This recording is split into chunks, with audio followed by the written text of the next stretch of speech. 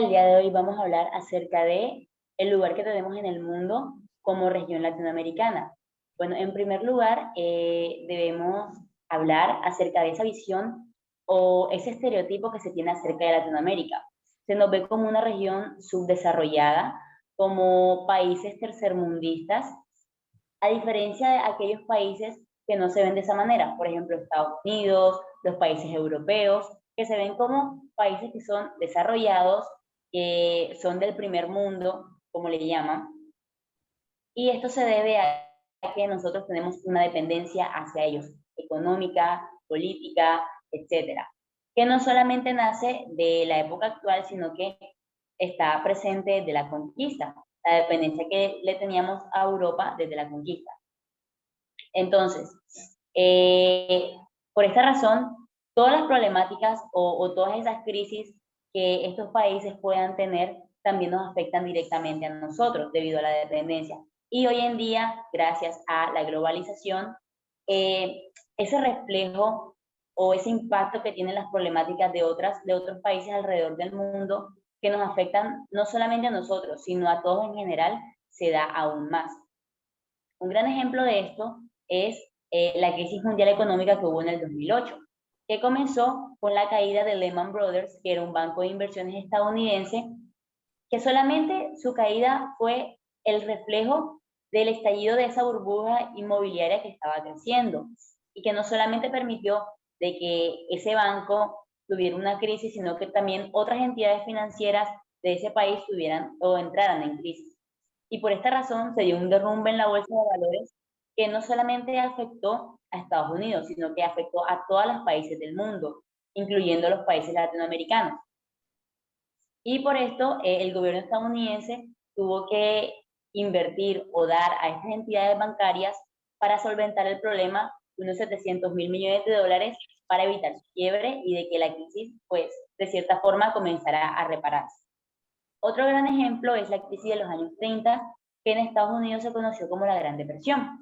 Debido a la Segunda Guerra Mundial, como Europa y Estados Unidos estaban ocupados con la guerra, no estaban exportando los productos que usualmente nosotras recibíamos de ellos. Esto que permitió que en Latinoamérica se diera un proceso de industrialización.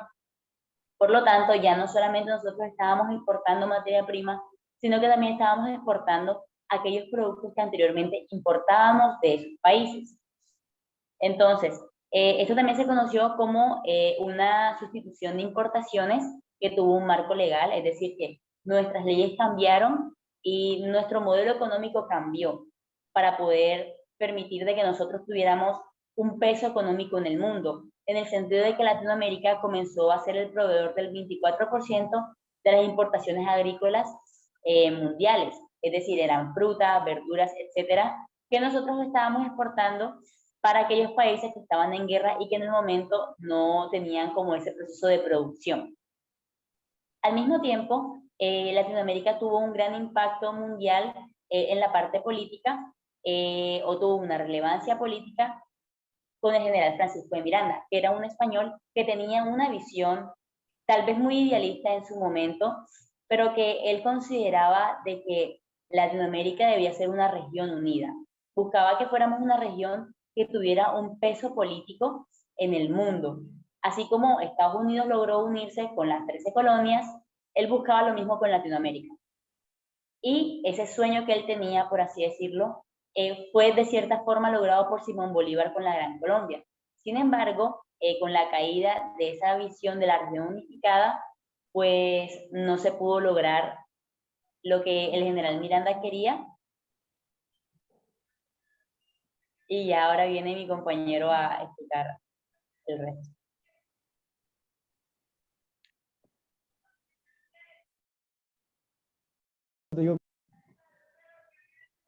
Bueno, buenas tardes. Mi nombre es Luis de la Hoz.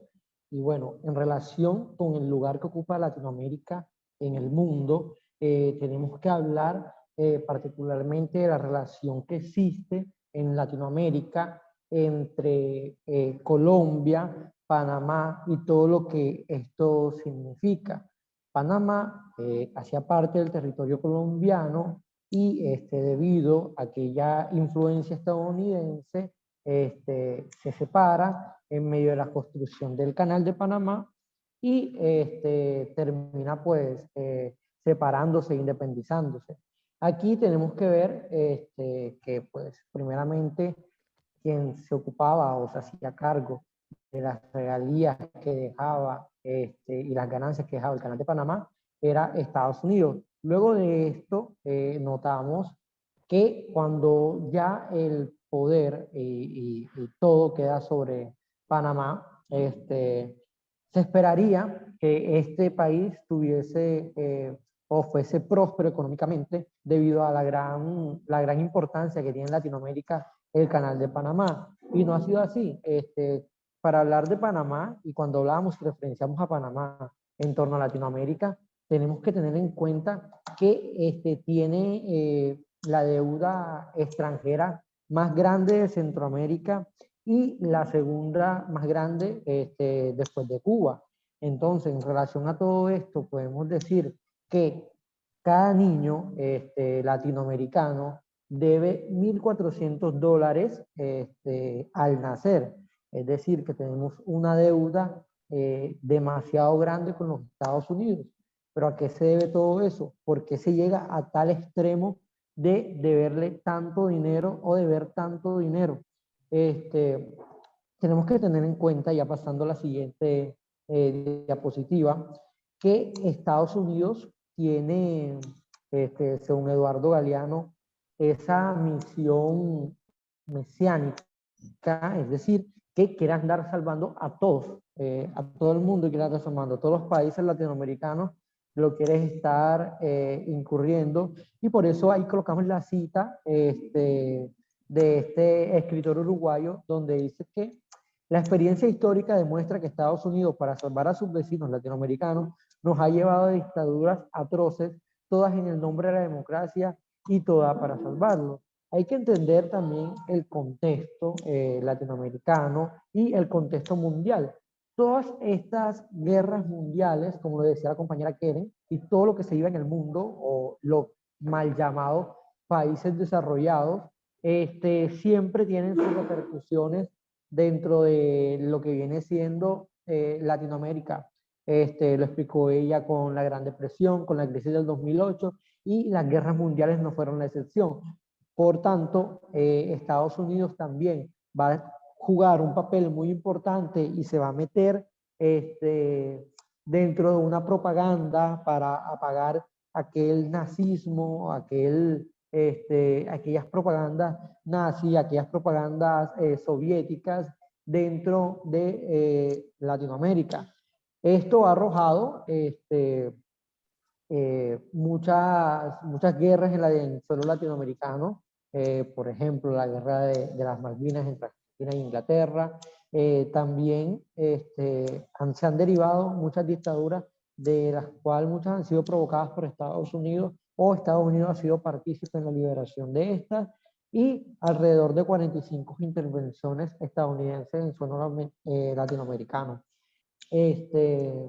Bueno, pasando ya a la siguiente diapositiva, la unión de Latinoamérica, como lo expresaba la compañera Keren, el general Francisco de Miranda tenía una idea de unión donde todos los países latinoamericanos fueran una gran república y potencia. Y Víctor Hugo Morales nos viene y lo recalca en este video, que cada vez más los líderes de Latinoamérica se dan cuenta que solos son devorados por el mundo y unidos tienen más poder. Nos cuenta que avisora un destino común inevitable en América del Sur, algo como lo que se había vivido con Simón Bolívar y la Gran Colombia, pero esta vez en términos más actuales, relacionándolo un poco con todo lo que tiene que ver con el desarrollo que se está viviendo por parte de Latinoamérica, todos estos grandes avances. Nos dice Víctor que bueno, nos encontramos en un momento en que es difícil imaginar una América unida, porque pues hay gobiernos de izquierda, gobiernos de derecha, gobiernos de centro. Entonces es muy difícil concebir una América unida, pero que si no nos damos cuenta tempranamente, o que nos tenemos que dar cuenta que América Latina necesita unirse, o si no, puede ser devorada por estas grandes potencias mundiales. Entonces, pasando a algo que también nos explican en la siguiente diapositiva, es de el Tratado de Tordesillas. Y es el tratado en el cual España y Portugal, entendiendo a las grandes potencias de la época, se reparten el territorio americano. Es decir, hay una línea que divide a América en dos, no en partes iguales, pero sí se divide, en cual una va a estar gobernada por los portugueses y las otras por los españoles. Y aquí hay una relación de estas monarquías muy relacionado con lo que hace Estados Unidos, y es aquella mirada de querer salvar, como le decía anteriormente, a Latinoamérica. Ellos vienen con ese mensaje muy de la iglesia, muy cristiano, el decir, pues van a salvar a estas nuevas tierras eh, encontradas. Entonces, pasando a la siguiente diapositiva, este, cuando comenzamos a hablar de la política del buen vecino, que fue una política implementada por el presidente de los Estados Unidos, Roosevelt, en el cual él quería mejorar todas las relaciones con América Latina. Pues bueno, la cita que tenemos en la diapositiva dice: en el campo de la política mundial, dedicaría esta nación a la política del buen vecino, el vecino que se respeta resultantemente a sí mismo y porque lo hace respetar los derechos de los otros ciudadanos. Entonces, esta política consiste en querer afianzar lazos dentro de las relaciones de los países latinoamericanos con Estados Unidos. Entonces, pues es un poco conflictivo con lo que vemos después y con lo que se da en la relación de Estados Unidos y México, y cómo es que México llega a perder a Texas y a California. Prácticamente pierde la mitad de todo su territorio. Pasamos a la última diapositiva, por favor. Bueno, aquí se da una relación en cuanto a las políticas del buen vecino, muy extrañas y muy por la sed de Estados Unidos de querer controlar o querer expandir su territorio. Y pues es cuando Texas y California comienzan pues a ser colonizadas por estadounidenses, y de esa manera se comienza este, a perder ese territorio, se comienza una guerra, y para finalizar esa guerra, para que se pueda poner fin, pues la única opción que tiene México es formalizar o pues mediar mediante el Tratado de Guadalupe Hidalgo la pérdida de su territorio. Pasemos a la próxima diapositiva, por favor. Y pues ya para finalizar, en cuanto al tema del buen vecino, está la pregunta que se hace Ariel Schwarzman, que es: ¿por qué no vino nadie a ayudar y a rescatar a los californianos cuando estaban siendo sobrepasados por los latinoamericanos? Si hubieran venido 1.000.000 de argentinos, 1.000.000 de chilenos, 1.000.000 de ecuatorianos, 1.000.000 de colombianos, la historia hubiese sido distinta.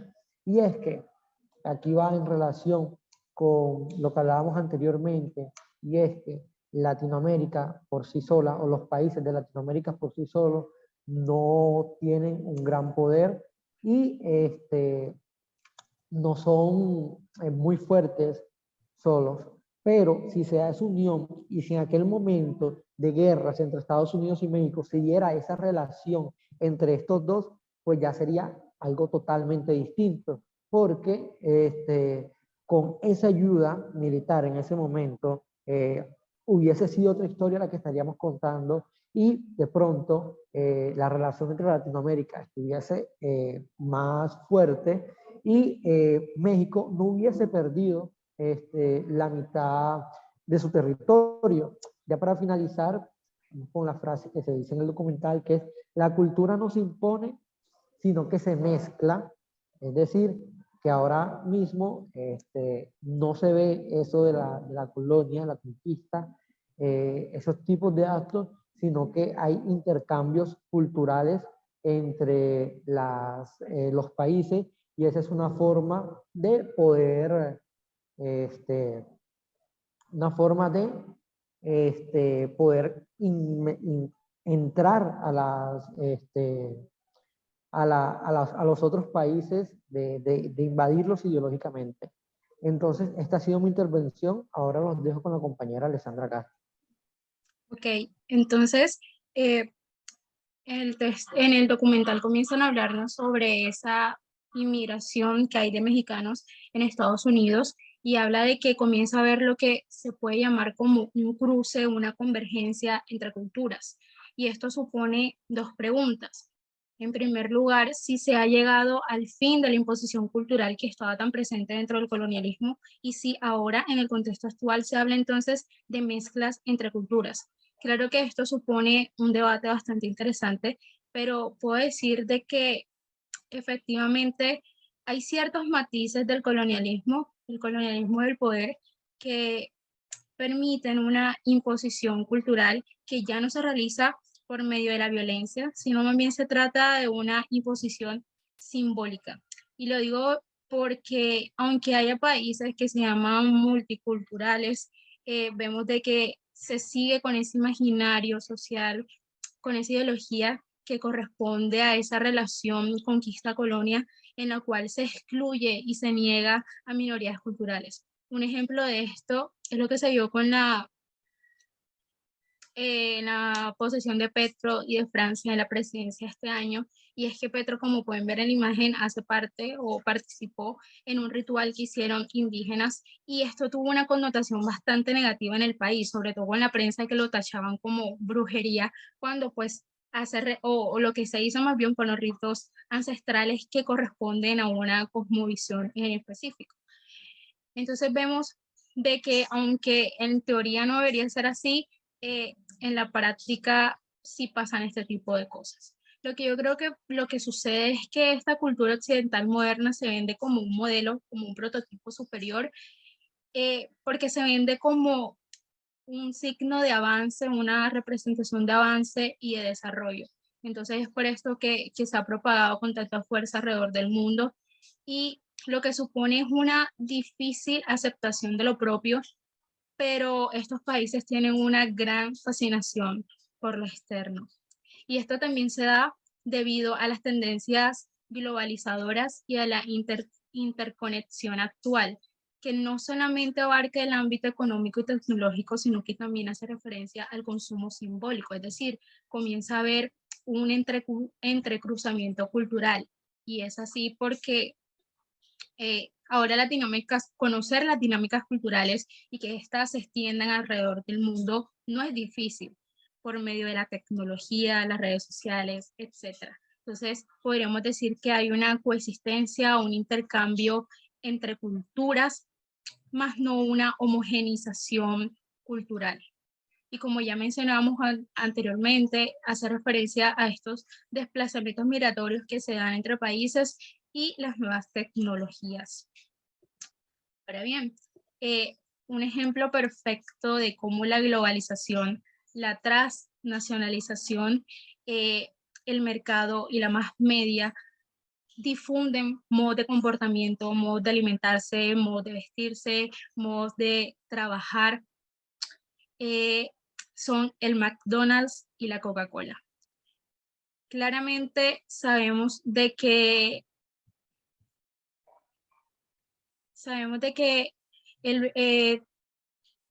cada país tiene como una alimentación autóctona que representa en gran parte su cultura. También es verdad de que Estados Unidos con McDonald's se ha impuesto en varios países del mundo. Y ha, pues sí, como implementado un modo de alimentarse en particular. El video hacía referencia de que por lo menos aquí en Latinoamérica el McDonald's se encuentra en 18 países de América Latina y según datos del documental que son creo que de 2007, dice de que por lo menos 3 millones de personas consumen estos productos en un día. Entonces vemos de que sí hay una gran influencia por medio de esta empresa de comidas y a su vez de Estados Unidos sobre los otros países. Dice un filósofo chileno que se llama, un momentico, que se llama Oppenheim, cito, de que parece que la globalización difunde una estética Hollywood, un ocio Disney, un hambre McDonald's, una opinión pública de CNN y una oreja de MTV. Aunque claramente yo encuentro algo compleja la relación que hay entre Estados Unidos y el resto de Latinoamérica. Y lo digo porque aunque se hable de una hibridación cultural producto de los procesos migratorios que han tenido bastante auge alrededor de los años, sigue habiendo por parte de países de Latinoamérica una fascinación por lo externo, por lo europeo, por lo estadounidense. Y esta hibridación se dice que existe debido a que, por ejemplo, los inmigrantes que van a Estados Unidos mantienen ciertos aspectos de su cultura, como lo es el idioma. Hay zonas en Estados Unidos, por ejemplo, Miami, en donde se habla o la mayoría de la gente habla español por la gran cantidad de inmigrantes que hay. Entonces, por eso es que en el documental se habla de que hay una influencia latinoamericana en Estados Unidos que no solamente tiene que ver con el lenguaje, también tiene que ver con la música, la comida, la forma de vestirse, etcétera. Y el hecho de que esto pase me parece bastante interesante porque presenta a Latinoamérica y le quita esa etiqueta que tiene de ser siempre periferia, ser siempre la otredad, y nos reafirma como entes culturales activos que podemos llegar a ser predominantes y al mismo tiempo presenta esa resistencia que tenemos. Ahora bien, esto llega, este impulso de la cultura, estas dinámicas culturales también abarcan lo que es el cine. Por ejemplo, sabemos de que Hollywood es una empresa, una industria que plantea un modelo de hacer cine, pero en Latinoamérica hemos tenido que desarrollar otro, precisamente porque no tenemos las condiciones económicas, las mismas condiciones económicas. Entonces, se requiere utilizar más la imaginación que los recursos. Y esto puede dar cuenta de que Latinoamérica necesita, debe y puede confiar en ella misma de que puede crear productos cinematográficos y en otras áreas que se igualen a los producidos por las grandes industrias, en este caso Hollywood. Y esa confianza en nosotros mismos se potencia cuando dejamos de lado las referencias externas y comenzamos a entender a Latinoamérica como una región en su conjunto. Y de hecho, en este punto hacía alusión en el documental una crítica que hace, eh, que hace Enrique Kralitze hacia Latinoamérica y esa posición en que nos encontramos de una zona olvidada, de periferia del otro. Y él dice que esto sucede en parte también por nuestro complejo de inferioridad, de siempre estar comparándonos y estar, o sea, tener esa fascinación constante con lo europeo, lo estadounidense, que hace que neguemos lo que somos, que excluyamos y tratemos como minoría a nuestra cultura.